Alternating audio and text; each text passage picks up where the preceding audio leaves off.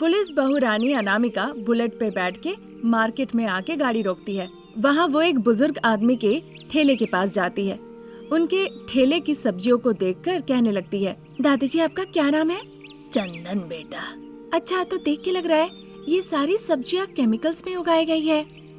ऐसा कुछ भी नहीं है बेटा, मैं किसान हूँ। फसल उगाने में भी पैसे लगते हैं। वो फसल खा के अगर लोगों को नुकसान हो तो क्या फायदा, इसलिए मैं बिना रसायन का ही उगाता हूँ। ठीक है, तो एक एक केजी सारी सब्जियाँ मुझे आप दे दीजिए। अनामिका के ऐसे कहते ही वो बुजुर्ग इंसान बहुत खुश होते हैं। फिर सारी सब्जियों को एक एक केजी तौल के वो अनामिका को खुशी खुशी दे देते हैं। अनामिका भी उन सब्जियों को लेकर उसके बदले पैसे दे देती है और फिर बुलेट बाइक से वहाँ से चली जाती है। अगले दिन शारदा दूध वाला आया क्यों नहीं ये देखने के लिए दूध का बर्तन लेके बाहर आती है और रास्ता देखने लगती है। अभी तक दूध वाला दूध लेकर आया नहीं। उधर बहू भी मेरे हाथ के दूध से बने कॉफी बिना पिए पुलिस स्टेशन जाएगी नहीं। मेरे पति और बेटा भी मेरे हाथ का चाय नहीं पीकर ऑफिस के लिए निकलेंगे नहीं। अभी तक पोती स्कूल नहीं गई है और ये दूध वाला आया नहीं। शारदा सोची रही थी, तभी देखा कि गोपाल गाय और बछड़े को साथ लेकर उसके घर पे आता है। अरे गोपाल, आज तुम इतनी देर से क्यों आए? आपको जो दूध चाहिए वो बिल्कुल शुद्ध और ताज़ा होनी चाहिए, जिसके लिए आप अपनी आंखों के सामने दूध लेती है। इसीलिए गाय और बछड़े को मैं घास खिला के ले आया। ठीक है, अब ज्यादा बात करने का वक्त नहीं है तुमसे। पुलिस बहू, बाप, बेटा सभी को ऑफिस जाना है, पोती को स्कूल जाना है। तुम्हारी वजह से सब उल्टा पुल्टा हो गया है। इतना कहकर दूध का बर्तन वो उसके हाथ में दे देती है। गोपाल ने भी बछड़े को पहले थोड़ा दूध पिला दिया और फिर बछड़े को गाय से अलग कर दिया। फिर गाय से दूध निकाल के वो शारदा को बर्तन में दे दिया। ये देखकर शारदा भी बहुत खुश हुई। मालकिन, अब आपको मुझ पर भरोसा करना होगा। मैं लालची नहीं हूँ। नल का पानी दूध में नहीं मिलाऊंगा। कल से मैं क्या घर से ही दूध दो के ले आ सकता हूँ? गोपाल इस तरह पूछता है। अभी तो मुझे तुम पर बिल्कुल भरोसा नहीं है, बाद में मैं देखूंगी। फिलहाल के लिए तुम गाय और बछड़े दोनों को साथ ले आकर दूध दो के यहीं से जाना। ठीक है मालकिन। इतना कहकर गाय और बछड़े को लेकर गोपाल वहाँ से चला जाता है। शारदा दूध लेकर किचन की तरफ चली जाती है। पुलिस की लाठी लेकर बहू हॉल में आती है। माँ जी, कॉफी। वो इस तरह आवाज लगाती है। तब तक ऑफिस के लिए रेडी होके प्रसाद और रमेश भी हॉल में आ जाते हैं। शारदा, ऑफिस के लिए लेट हो रहा है, चाय ला रही हो क्या? आज क्या हो गया माँ, अभी तक चाय नहीं दी तुम? इसी तरह दोनों कहते हैं। तब तक 6 साल की भव्या स्कूल जाने के लिए तैयार होके स्कूल बैग लेकर हॉल में आ जाती है। दादी, सबको देने से पहले आप दूध मुझे दीजिए, मैं दूध पी के स्कूल चली जाऊंगी। इस तरह कहती है। शारदा सबकी बातें किचन से सुन लेती है। तुम सबके लिए मैं नौकरानी हूँ क्या? एक बार मुझे गुस्सा आया ना तो कुछ भी ठीक नहीं होगा। इतना कहकर एक कप में वो कॉफी निकालती है, दूसरे कप में चाय छानती है और सबके लिए सब कुछ ट्रे में लेकर हॉल आती है। पुलिस बहू के लिए कॉफी, बाप बेटे के लिए चाय, भव्या के लिए दूध। सबको देकर वो जाकर सोफे पे बैठ जाती है। सब अपना अपना पी लेते हैं। फिर रमेश और प्रसाद जाके गाड़ी में बैठते हैं। अनामिका बेटी भव्या को अपनी बुलेट बाइक पे बैठाकर लेके चली जाती है। इसी तरह दिन निकल रहे थे।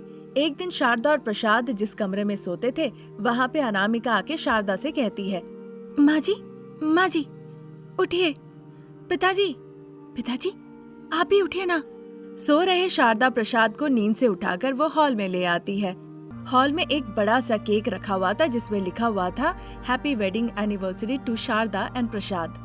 फिर शारदा और प्रसाद खुश होकर उस बड़े से केक को काटते हैं।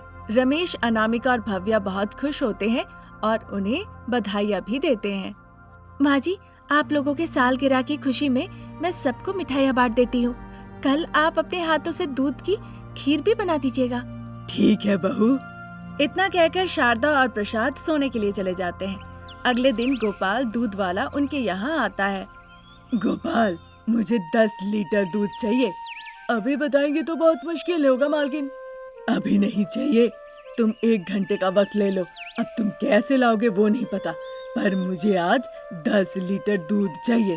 ठीक है मालकिन, मैं लाने की कोशिश करता हूँ।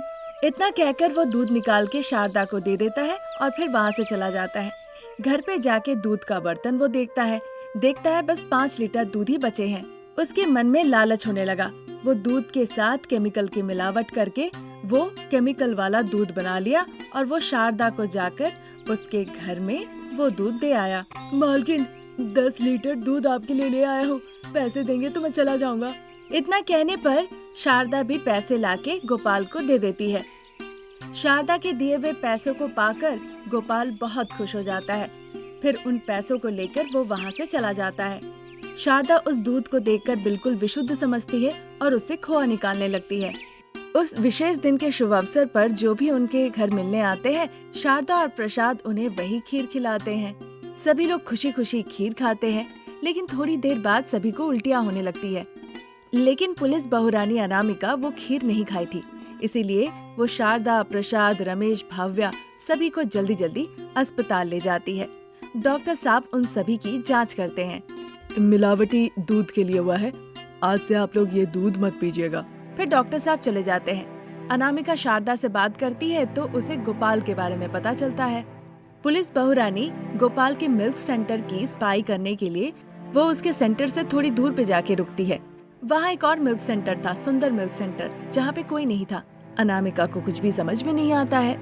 मैं शुद्ध दूध बेचता हूँ, मुझसे कोई नहीं लेता, पर स्वाद बढ़ाने के लिए वो केमिकल मिलाता है और देखिए सभी लोग उसी से दूध लेते हैं। इस तरह कहकर दुखी होके वहाँ से चला जाता है। उसकी बातें सुनने के बाद अनामिका गोपाल के दुकान में देखने के लिए जाती है। चेक करने जाती है तो बहुरानी को तरह तरह के केमिकल्स मिलते हैं। गोपाल डर जाता है, वहाँ से भाग निकलने की कोशिश करने लगता है।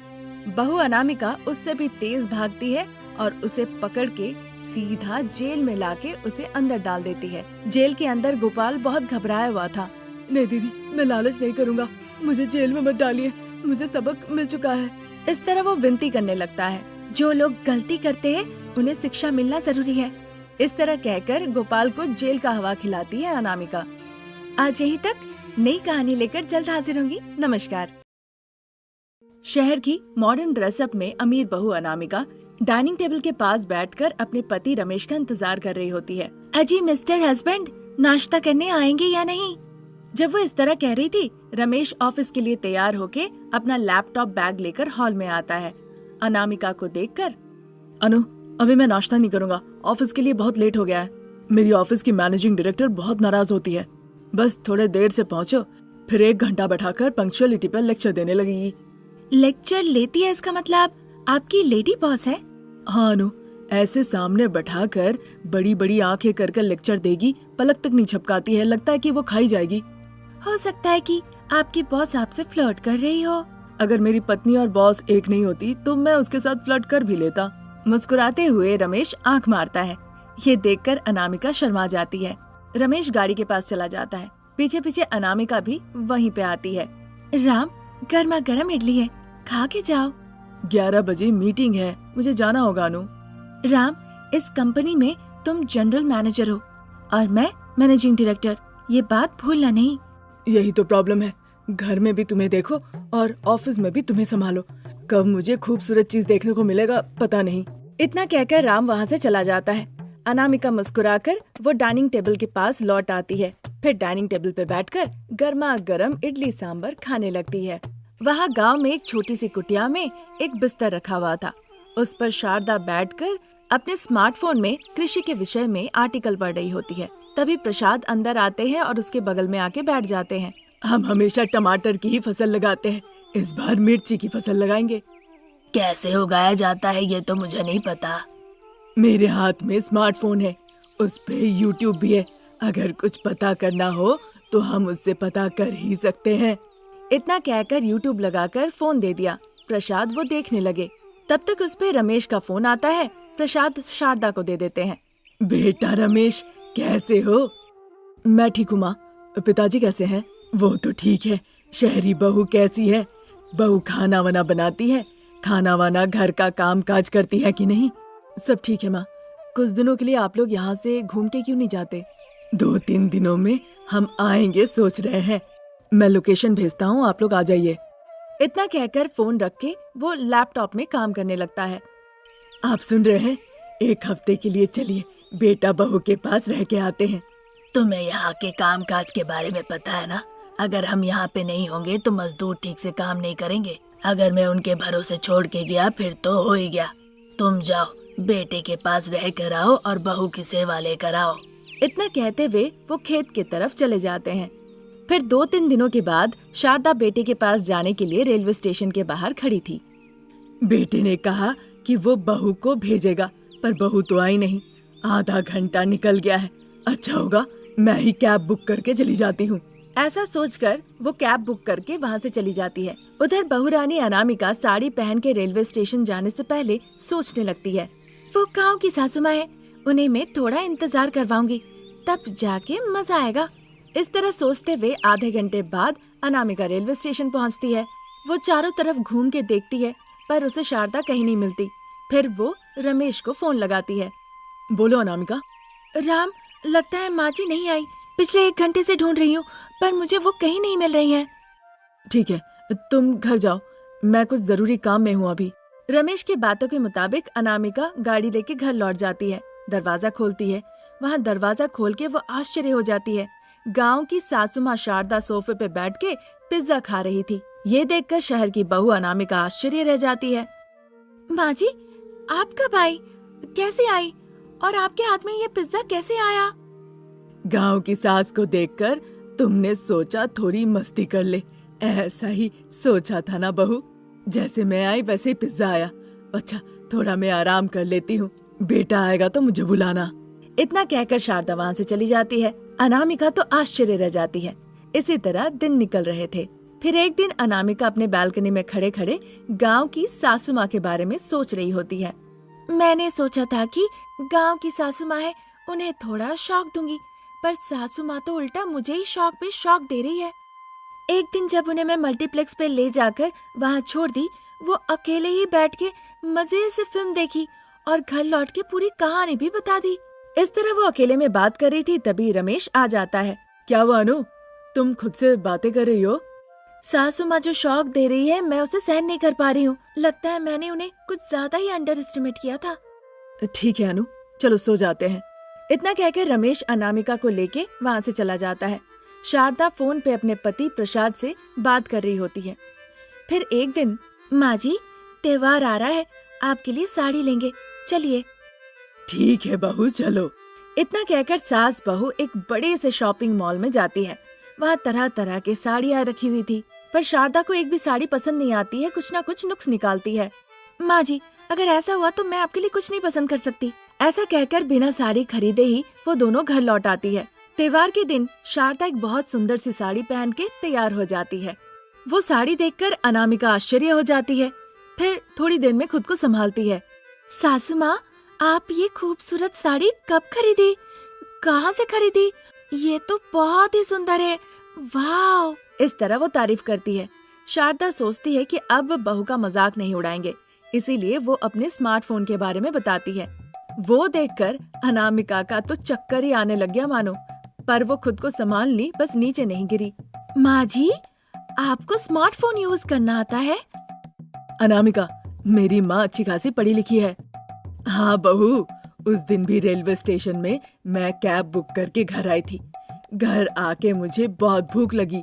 अब खाने को कुछ था नहीं, इसलिए मैंने पिज्जा ऑर्डर किया और मजे से उसे खाया। अब देखो, मुझे साड़ी मॉल में कहीं पसंद नहीं आ रही थी, इसीलिए मैंने ऑनलाइन ये साड़ी मंगवाया है।